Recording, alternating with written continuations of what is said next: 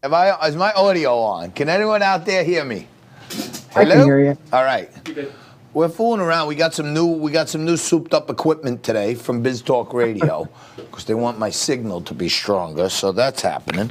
And we got Ava running the switch. We got Mikey Lolo running the switch. Everything's going on. Everything's going good, really good, except my earpiece, which I will remedy by tomorrow because it keeps falling out. I need a new one.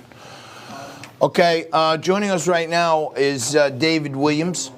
David's the president of the Taxpayers Protection Alliance. He's been with us before on Liquid Lunch. And if Joe Biden becomes president, taxpayers will need all the protection they can get.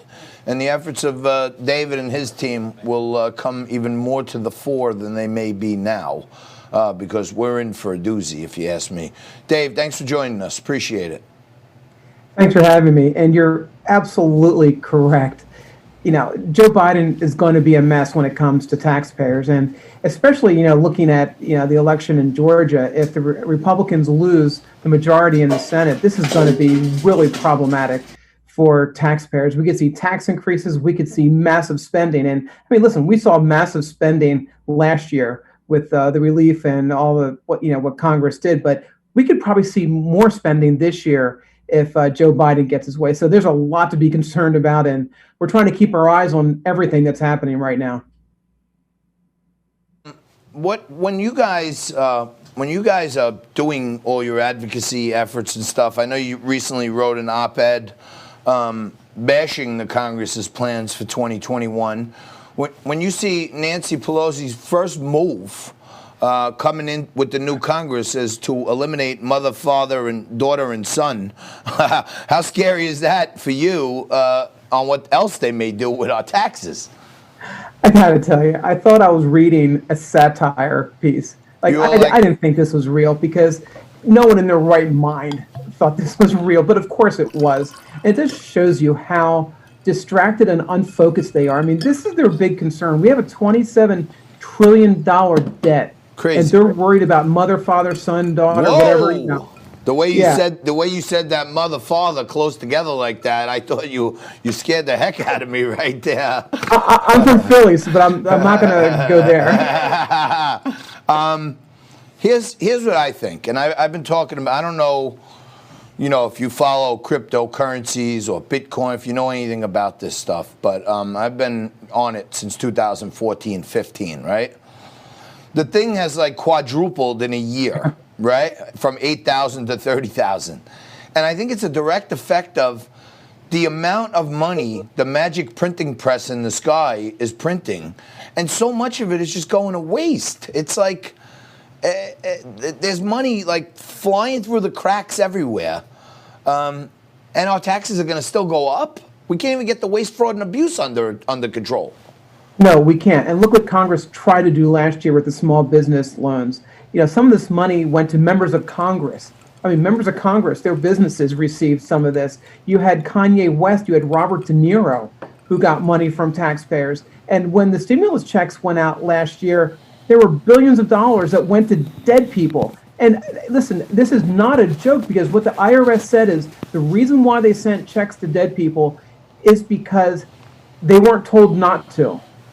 I mean, this is the kind of critical thinking that's going on inside the IRS right now, is they have to be told not to send a check to a dead person. Well, under that logic, Dave, I got to tell you, I can't remember one time in my entire life that the government has told me that I cannot rob a bank explicitly. So I guess under that reasoning, we can just go take what we want out of the bank, claim that we didn't hear about the old criminal law or something.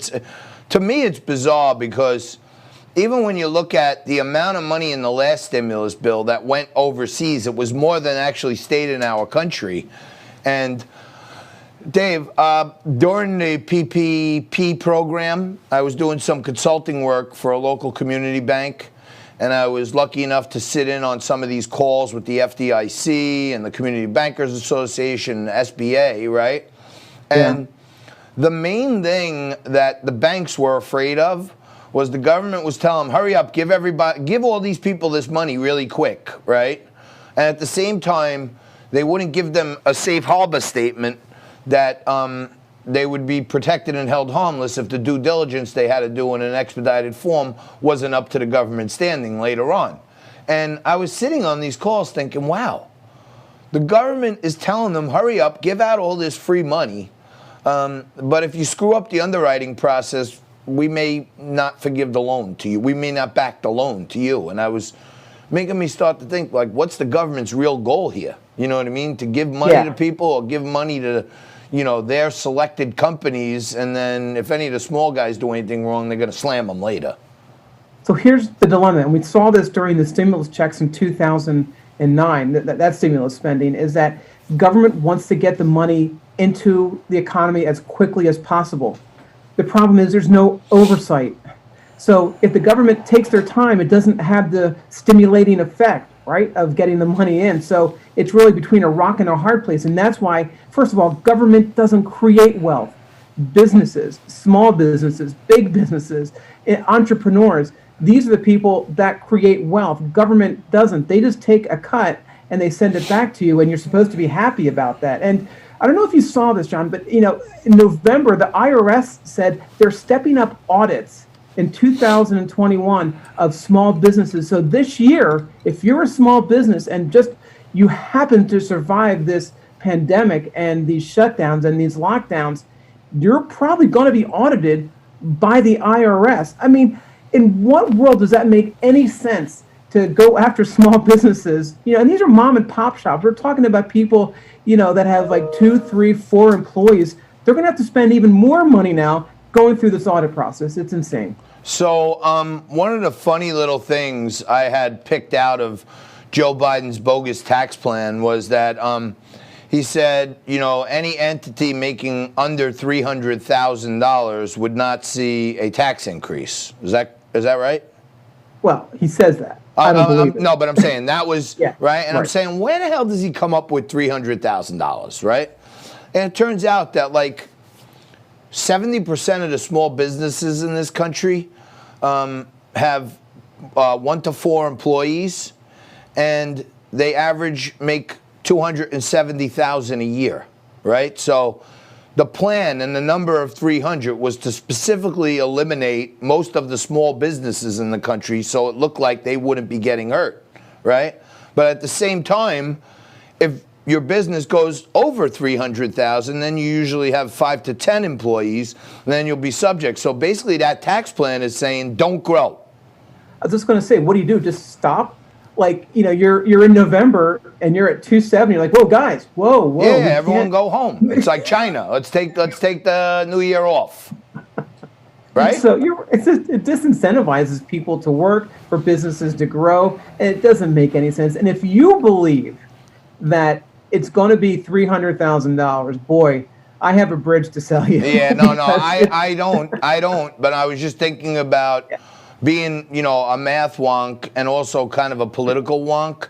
I was thinking about some clever policy person said, if we say 250, then all these small business owners are going to think that their taxes are going up. So we got to go to 300 just to have an out for now, for during the campaign. No, not you guys. You know what I'm saying? It's any got bigger than you. But, you know, just like a similar story, but I like when my viewers kind of get at least some good learning out of the show. Yeah. A young man that I kind of mentor, and he's a great trader, great Wall Street guy, and he does, you know, makes only commission, right? You know, whatever he produces, he gets a big hunk of it, right? And his company is telling him that, hey, you're such a great worker that we don't want you to be on commission anymore. We want to put you on straight salary, and then at the end of the year, we'll give you some bonus that's discretionary based on what we think you deserve as a bonus, right? And I told the guy, I said, listen to me. Any company that wants to turn a producer into a fixed income person is not a good company, or they don't have your best interests at heart because they don't want to see you grow. They want to steal from you.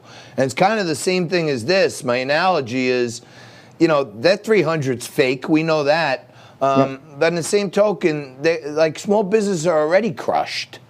And Joe Biden's saying he's going to bring our tax rate higher than China now on businesses. It's like they want to destroy the middle class working man.